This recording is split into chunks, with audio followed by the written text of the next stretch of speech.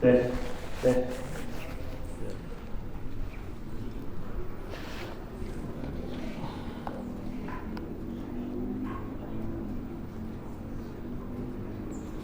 Assalamualaikum warahmatullahi wabarakatuh.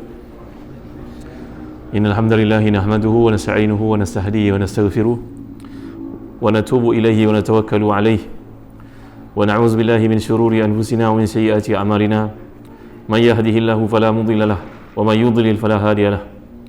Allahumma salli wa sallim wa barik ala Muhammad wa ala ali Muhammad kama sallaita wa sallamta wa barakta ala Ibrahim wa ala ali Ibrahim fil alamin innaka Hamidum Majid. Amma ba'd. Masih pada Tuan Pengurusi pada tengah hari yang syahadu ni, Fadil Ustaz Ridha dan tuan rumah isi keluarga yang diberkati, dimuliakan, dihargai, kerana dengan kelebihan mereka dapat kita bertemu pada hari ini, dan tuan-tuan, perempuan, datuk-datuk, datin-datin, saudara-saudari, anak-anak yang dirahmati dan dikasihi Allah sekalian. Alhamdulillah, pada tengah hari ini dapat kita bertemu dalam satu majlis ilmu, dan biasanya menyampaikan kuliah di tengah hari ini memerlukan satu energi yang tersendiri, kerana penceramah akan melalui beberapa fasa. Fasa pertama, penceramah kelihatan jelas di hadapan mata dan suaranya kedengaran begitu terang. Nanti masuk fasa yang kedua, penceramah kelihatan jauh dari pandangan, cuma suaranya saja yang kedengaran. Masuk fasa yang ketiga, nanti penceramah hilang dari penglihatan, suaranya pun kedengaran seperti serak-serak basah saja. Dan masuk fasa yang keempat, sangat bahaya, penceramah hilang dari pandangan, suaranya pun tidak lagi kedengaran. Yang kedengaran adalah suara jemaah semua. Maka saya berjanji tidak sampai ke fasa yang keempat itu, insya-Allah. Jadi alhamdulillah, syukur kepada Allah SWT dengan limpah kurnianya dapat kita bertemu di tempat yang mulia, yang indah, dengan angin sepoi-sepoi bahasa. Ya, tempat yang sangat indah, dan berkat ini mudah-mudahan mengumpulkan padanya kebahagiaan, keseronokan. Dan tajuk kita tengah ini adalah berkaitan dengan hati. Antara doa Nabi kita sallallahu alaihi wasallam yang paling banyak baginda ungkapkan sesuai dengan ayat dibacakan oleh Tuan Pengurusi tadi, iaitu kata Ummu Salamah radhiyallahu anha, saya sentiasa mendengar Nabi mengamalkan doa ini, Allahumma muqallibal qulub tsabbit qulubana ala dinik, Allahumma musarrifal qulub sarif qalbi ala ta'atik. Yang maksud bahawa, wahai Tuhan yang bolak-balikkan hati, tetapkan hatiku dalam agamamu. Wahai Tuhan yang bolak-balikkan hati, tetapkan hati ini dalam ketaatan padamu. Luqmanul Hakim dipanggil dengan nama Al-Hakim, yang bijaksana. Menurut setengah kitab-kitab tafsir seperti tafsir Ibn Katsir, menceritakan pada perenggan ayat Allah, walaqad ataina Luqmanal hikmata an yashkur lillah. Sesungguhnya kami telah berikan kepada Luqman itu hikmah, satu wisdom. Iaitulah Luqman ini berasal keturunannya, kata Ibnu Abbas, daripada orang biasa-biasa. Beliau hanyalah merupakan seorang hamba, jauh lebih hodoh daripada sesiapa yang kita pandang hodoh pada hari ini. Ya, kerana dikatakan bahawa Luqman ni kulitnya hitam oleh Ibnu Abbas. Ibnu Abbas ni dia mengkaji banyak sumber lah, sehingga dia membuat satu keputusan mengatakan demikian. Kulitnya hitam, orangnya rendah, rambutnya keriting, bibirnya tebal, dan terhimpun padanya segala sifat kehodohan jika nak dibandingkan dengan seorang lelaki yang lain. Walaupun demikian, Luqman punya kedudukan yang tinggi di sisi Allah, lalu namanya diabadikan dalam Quran. Bahkan ada nabi-nabi yang Allah tidak sebut nama mereka dalam Quran. Minhum man qasasna alaika wa minhum man lam naqsus alaik. Ada sebahagian kami sebut nama mereka, sebahagian kami tak cerita padamu, wahai Muhammad. Nabi menyatakan bilangan nabi-nabi ini 124,000 orang. 313 pangkatnya rasul, yang bakinya dipanggil sebagai nabi. Tapi Luqman ini namanya disebut dalam Quran, dan ada malaikat yang kita tidak kenal namanya. Yang 10 itu wajib kita imani namanya ada. Selain daripada itu ramai lagi. Kerana Nabi dalam peristiwa Isra' Mi'raj melihat malaikat yang duduk di Baitul Ma'mur, di langit itu, bilangannya 90 kali ganda lebih banyak daripada manusia. Ya, tetapi kita tidak kenal nama mereka. Tapi Luqman ini seorang manusia biasa yang Allah sebut dalam Quran namanya. Kenapa? Tak lain tak bukan kerana beliau ni memiliki satu sifat yang lebih daripada orang lain, namanya hikmah. Maka ketika Luqman menjadi seorang yang terkemuka, kawan-kawannya bertanya kepada beliau, wahai Luqman, apa rahsia engkau ni hebat ya Luqman? Cuba cerita pada kami. Engkau sama je macam kami gembala kambing. Tiba-tiba engkau jadi orang mulia, orang terkenal. Orang semua sebut nama kelebihanmu. Apa kelebihanmu? Luqman ini ketika berada dengan tuannya yang menyebabkan dia dimerdekakan, iaitulah tuannya berkata, "Hai Luqman, aku ada kambing banyak, seekor engkau sembelih, engkau bawa kepada aku bahagian yang paling elok dari kambing itu." Maka Luqman pun sembelih seekor kambing dan membawa kepada tuannya bahagian namanya hati dengan lidah. Yang lain disedekahkan kepada orang memerlukan. Maka tuannya berkata, keesokan hari sembelih lagi seekor, bawa kepada aku bahagian yang paling buruk daripada kambing. Maka Luqman menyembelih kambing yang kedua dan membawa bahagian yang sama lagi kepada tuannya, hati dengan lidah. Maka tuannya berkata, semalam ini yang paling baik, ini yang paling buruk juga. Apa hal ni Luqman? Maka Luqman berkata kepada tuannya, ketahuilah olehmu wahai tuanku, seandainya hati itu baik, maka lidah itu akan mengungkirkan kebaikan. Kalau hati itu jahat dan busuk, rosak, maka dia akan mengatakan semua perkara-perkara kesombongan, kejahatan, mazmumah, perkara-perkara menyakitkan orang lain. Allahu Akbar. Oleh kerana banyaknya ibadahmu dan bijaknya dirimu wahai Luqman, aku bebaskan kau kerana Allah. Maka Luqman pun bersujud syukur kepada Allah kerana nikmat kebebasan yang diberikan itu. Ini cerita tentang hati. Belum masuk lagi ni gazet baru. Allah SWT mengingatkan kepada kita, yauma la yanfa'u malun wala banun illa man atallaha biqalbin salim. Hari yang tidak memberi manfaat harta benda dan juga anak pinak, tetapi mereka yang akan selamat di sisi Allah adalah yang bawa hati yang selamat sejahtera. Qalbun salim, hati yang selamat sejahtera. Ya, kata Imam Ghazali dalam kitab beliau bertajuk Kimia Us-Sa'adah. Imam Ghazali ni menulis 800 tahun lalu kitab bertajuk ciri-ciri bahagian ataupun bahan ataupun satu ingredient untuk menjadikan hati itu bahagia. Kerana pandukan kepada ayat pada surah Al-Jumu'ah, wallazi ba'asa fil ummiyina rasulan minhum yatlu alaihim ayatihi wa yuzakkihim wa yu'allimuhumul kitaba wal hikmah wa in kanu min qablu lafi dhalalin mubin. Allah mengutuskan 124,000 orang nabi ini untuk mengajar manusia. Nombor satu sekali, beribadah kepada Allah. Nombor dua, membersihkan hati daripada segala mazmumah. Namanya tazkiyatun nufus. Itu sebab Nabi paling banyak mengamalkan doa yang tuan-tuan dah hafal tadi. Allahumma muqallibal qulub sabit qalbi ala dinik. Ataupun Allahumma musarrifal qulub sarif qalbi ala ta'atik. Ada dua versi. Ya. Jadi bila menceritakan hati ni, dia satu benda yang pelik. Hati itu Nabi sifatkan macam raja. Dalam diri manusia ada 3 komponen, kata Imam Ghazali. Satu, komponen akal.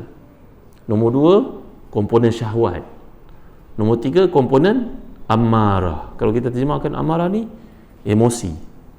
Akal, ada yang kedua namanya syahwat, yang ketiga namanya emosi. Ya, orang buat kajian IQ lah, EQ dan sebagainya kan. Imam Ghazali telah cerita lama bab ini. Tapi yang kontrol ketiga-tiga inilah hati sebenarnya. Itu sebab betul orang Melayu kata, budak ni badan je kecil, hati dia besar. Orang Melaka kata begitulah. Budak ni badan besar tapi hati dia kecil, susahlah. Kan? Maknanya hati itu menjadi raja, betul. Sebab itu Nabi SAW mengatakan, ala inna fil jasadi mudghah idza salahat salaha jasadu kullu wa idza fasadat fasada jasadu kullu ala wa hiya qalb. Yang jadi raja dalam diri kita lah hati. Maka hati itu yang akan membantu ataupun membentuk kita untuk menjadi orang yang lebih baik daripada sebelumnya. Satu hari Abdurrahman bin Auf radhiyallahu anhu datang sembahyang lambat, namanya masbuk, dan Nabi ini cukup prihatin pada 10 orang ahli syurga. Ditanyakan kepada Abdurrahman, orang biasa Nabi tak tanya. Kita tahu kan ada 3 orang yang ketinggalan dalam perang Tabuk itu, yang Nabi telah hukum di pulau selama 40 hari 50 hari kan. Tahu kan kisahnya kan? Makna manusia ni beza-beza di sisi Allah. Jadi ada yang 10 orang dia ditanya, Abdurrahman, apa lambat Abdurrahman? Abdurrahman tak boleh jawab soalan Nabi. Perniagaannya masuk. Wahai Rasulullah, setiap kali saya nak datang perniagaan masuk, saya menangguh-nangguh, akhirnya saya datang beginilah Rasulullah, saya datang sembahyang lambat. Kalau benda ini Rasulullah tak senangi, saya akan wakafkan semua harta saya untuk Islam dan saya duduk di masjid. Nabi menjawab, la ba'sa bil ghina liman ittaqa wa sihhatu khairu min al ghina wa tibu nafsi minan naim. Orang kaya macam kau wahai Abdurrahman, baguslah berniaga kerana di bawahmu ada ramai orang mendapat rezeki daripadamu, keluarga mereka taja, kita mempunyai pekerja, ya, tuan rumah kita mungkin sampai 1000 orang. Di bawah mereka ada isteri, anak-anak, 5,000 orang duduk di bawah kita. Maka orang sepertimu tidak boleh mengabaikan tanggungjawab. Tak semua orang ada kemampuan macam itu, kata Nabi. Tetapi bagi mereka yang tidak kemampuan, dia masih lagi mendapat nikmat sihat yang Allah berikan kepadanya, dia kena banyak bersyukur. Dalam dua-dua keadaan, kaya atau miskin, tetapi yang penting hati itu mau baik. Tengok Nabi yang salah menjelaskan perkara ini. Satu hari ada seorang tabi'in yang terkemuka namanya Urwah bin Az-Zubair radhiyallahu anhu. Beliau ni anak kepada sahabat Nabi ahli syurga, bapaknya bernama Zubair bin Al-Awam. Ibunya pula Asma binti Abi Bakar, kakak kepada Aisyah radhiyallahu anha. Keluarga mulia. Bapa ahli syurga, mak ahli syurga. Makcik dia Aisyah radhiyallahu anha. Suami Aisyah itu Rasulullah. Betapa punya mulia insan ini. Tetapi dia lahir selepas Nabi wafat. Ya. Maka Urwah ini dalam hidupnya, Urwah radhiyallahu an hidup dalam keluarga ilmu. Tapi dalam masa yang sama dia mewarisi kekayaan bapaknya. Bapaknya businessman. Tapi dengan kekayaan yang dia ada itu, dia tidak pernah leka. Satu hari dia mempunyai kebun yang besar, yang luas, dan ada macam-macam pokok kat situ, anggurnya, kurmanya, delimanya. Di Madinah itu, dia tengok orang-orang tengok je kebun dia. Lama dia robohkan kebun, robohkan pagar itu. Maka dia membacakan ayat, walaula iz dakhalta jannataka qulta ma syaa Allah la quwwata illa billah in tarani ana aqalla minka mala wa walada. Aku tidak mau jadi seperti dia dalam Ashabul Kahfi. Surah Al-Kahfi menceritakan orang itu, dia punya kebun, dia lalai, dia lupa, dia tidak mahu membantu orang. Aku robohkan pagar ini, ayo datang makanlah. Ya, Datuk macam ada kebun durian. Jangan buat pagar. Ya, maka dalam bentuk yang dimasukkan itu, Urwah ni seorang yang sangat kaya akhlaknya, ilmunya, dan juga kedermawanannya luar biasa sekali. Ya, Urwah ni keluarganya ahli politik. Abangnya menentang kerajaan Bani Umayyah. Ni cerita buat politik, masing-masing punya ijtihad lah kan. Jangan sampai bergaduh je sudahlah. Ya, Urwah ini dia dalam keluarga yang abang dia ahli politik. Abang dia menentang habis-habisan kerajaan Umayyah, Bani Umayyah. Abangnya itu mati. Di Manjanik, pakai macam lastik besar tu kan. Zaman dulu dipakai lastik tu, dipakai macam batu lantunan tu kan. Kena pada Kaabah, roboh Kaabah, dan mati abangnya bernama Abdullah itu dalam kawasan Kaabah. Tapi Urwah ini hatinya sangat lapang, sangat terbuka, semua orang dinasihat kerana Allah. Walaupun abangnya anti kerajaan yang ada, tapi kerajaan Bani Umayyah itu senang dengan sikapnya. Ya, kerana kepimpinan ini Allah tentukan. Kita kalau ada kebaikan, kita sokong. Kalau ada kekurangan, kita tegur. Barulah negara kita aman. Ya, nanti kalau kita sentiasa menentang, tak ada kebaikan yang kita nampak, susah jadi negara ni. Ya, ini pandangan saya peribadilah, bukan pandangan mufti. Ampun maaf kalau salah. Maka Urwah bin Az-Zubair radhiyallahu anhu dia terus menasihati raja yang ada. Satu hari dia pergi ke Damsyik, jarak dari Madinah lebih kurang 1000 batu. Macam lebih kurang 2000 km lah lebih kurang. Dia sampai kat sana, kakinya sakit yang amat sangat. Maka raja yang bernama Hisham bin Abdul Malik itu telah pun membawakan doktor yang paling pakar untuk merawat kakinya. Tiba-tiba doktor tu mendapati dia kakinya memang tidak boleh diselamatkan, maka hendaklah dipotong. Allahu Akbar. Datang 2000 km, kenderaan yang ada pada masa itu hanyalah bagal, unta, maka kakinya kena potong, kena kerat. Allahu Akbar, Masya Allah, Tabaraka wa Ta'ala. Ketika nak dikerat itu, doktor mencadangkan dia minum arak, kerana itulah bius yang ada zaman dahulu. Maka beliau berkata, Allah tidak pernah menurunkan rawatan pada benda haram. Tak apalah, aku bersabar. Mereka memotong kakinya dalam keadaan dia sedar. Dia hanya bertakbir, bertahmid, bertasbih. Subhanallah, alhamdulillah, wa la ilaha illallah, wallahu akbar, wa la hawla wa la quwwata illa billah. Kemudian dicelupkan dalam minyak panas untuk stop darahnya. Itulah kaedah rawatan dulu. Belum pun habis musibah yang berlaku padanya, tiba-tiba anaknya tengok dalam kandang kuda diraja daripada bahagian atas, barangkali budak kecil ini jatuh ke bawah, dipijak kuda, mati dia ke bawah. Allahu Akbar. Musibah apa ini? Baru satu, belum habis dipotong kakinya, sekarang anaknya pula jatuh, dipijak kuda, mati. Maka orang nak beritahu pada dia pun keberatan. Allahu Akbar. Macam mana nak sebut pada dia? Allahu Akbar, la ilaha illallah, Masya Allah. Apa nak kata pada dia? Ya, maka mereka pun datang beritahu, Tuan Guru, kami minta maaf lah, Tuan Guru tak ada kaki ni, tapi ada satu musibah lagi berlaku, anak Tuan Guru mati dipijak kuda. Itulah Muhammad, itu anak yang paling disayangi. Dia hanya berkata, inna lillahi wa inna ilaihi raji'un.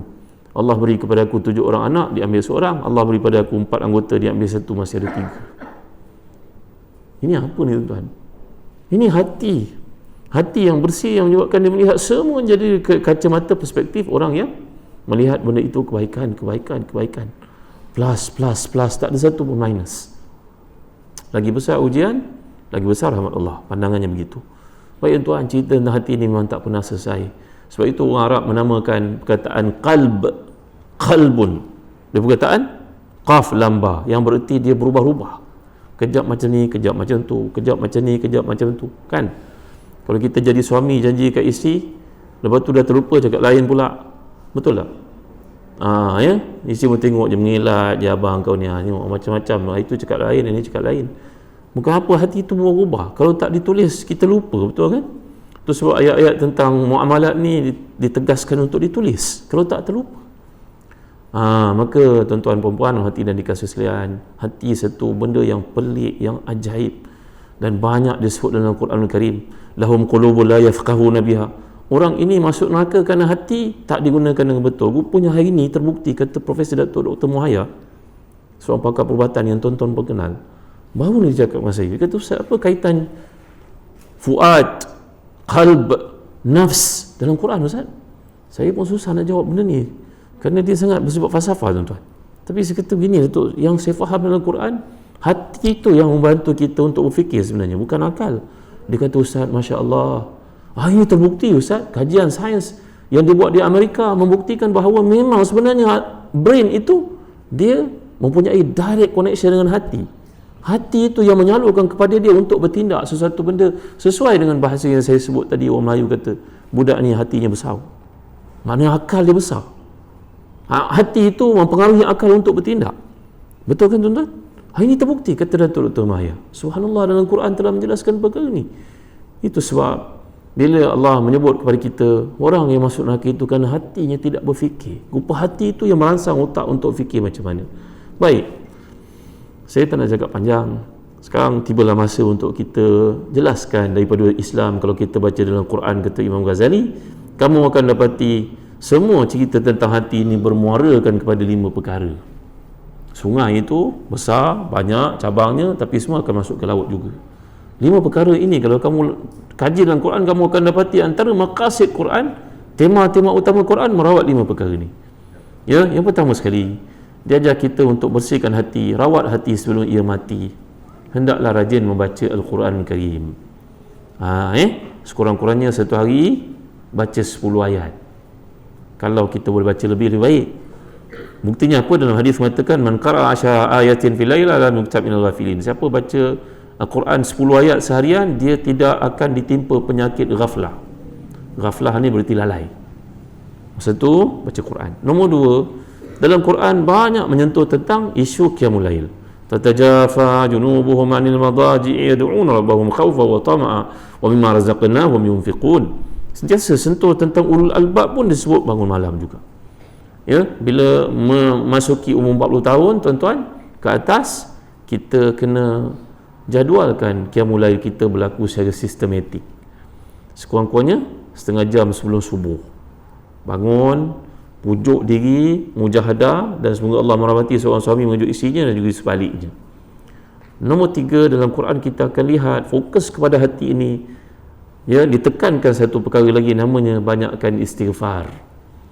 Yang kita dah hafal tu, alhamdulillah, teruskan. Allahumma anta rabbi la ilaha illa anta khalaqtani wa ana abduka wa ana ala ahdika wa ahdika mastata'tu wa a'udzubika min syarri ma sana'tu wa abu'u laka bi ni'matika alayya wa abu'u laka bi dhanbi faghfir li fa innahu la yaghfiru dhunuba illa anta. Baca lepas subuh, lepas asar. InsyaAllah kalau kita mati hari itu, masuk syurga kita, insyaAllah. Istighfar, sekurang-kurangnya 70 kali sehari. Astaghfirullahalazim, astaghfirullahalazim, astaghfirullahalazim. Yang keempat, hati ini dapat dirawat daripada penyakit-penyakitnya, iaitulah dengan khala'ul batni, makan secara bersederhana, dan kalau dapat puasa 3 hari sebulan, itu yang paling utama. 3 hari sebulan. Kalau boleh target Isnin Khamis pun sangat baik. Kalau Isnin Khamis jadi 8 kan, 2 seminggu kali 4, 8 hari. Dapat 3 hari pun dah cukup buat.